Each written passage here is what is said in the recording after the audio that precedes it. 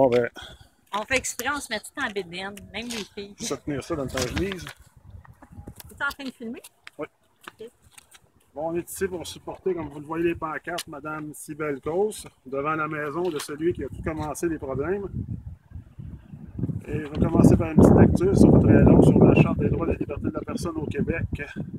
Chapitre C12. Considérant que tout être humain possède des droits et libertés intrinsèques destinés à assurer sa protection et son épanouissement, considérant que tous les êtres humains sont égaux en valeur et dignité et ont droit à une égale protection de la loi, considérant que le respect de la dignité de l'être humain, l'égalité entre les femmes et les hommes, la reconnaissance des droits et libertés dont ils sont titulaires constitue le fondement de la justice, de la liberté et de la paix, considérant que les droits et libertés de la personne humaine sont inséparables des droits et libertés d'autrui et du bien-être général.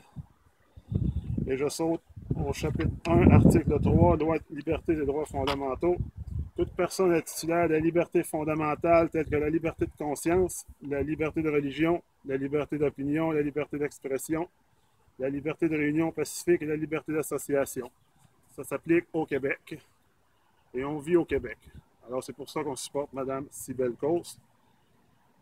Et Madame, à ma gauche, va vous lire un poème de Gérald Godin qui a été écrit après octobre 70, qui dit exactement ce qui se passe quand on perd nos libertés. Merci.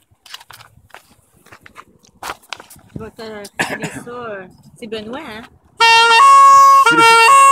C'est Christian. Christian.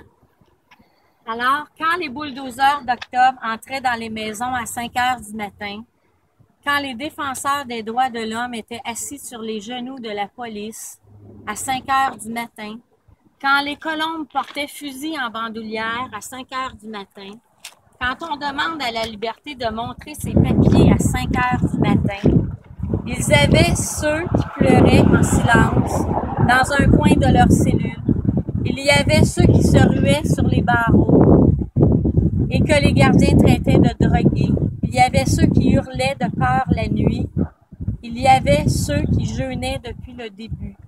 Quand on fait trébucher la justice dans les maisons pas chauffées à 5 heures du matin, quand la raison d'État se met en marche à 5 heures du matin, il y en a qui sont devenus cicatrices à 5 heures du matin. Il y en a qui sont devenus frissons à 5 heures du matin. Il y en a ceux qui ont oublié. Il y a ceux qui serrent encore les dents.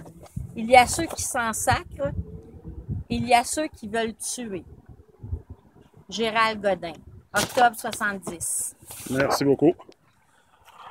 En un mot, la liberté, c'est chez nous, c'est indiscutable. Merci.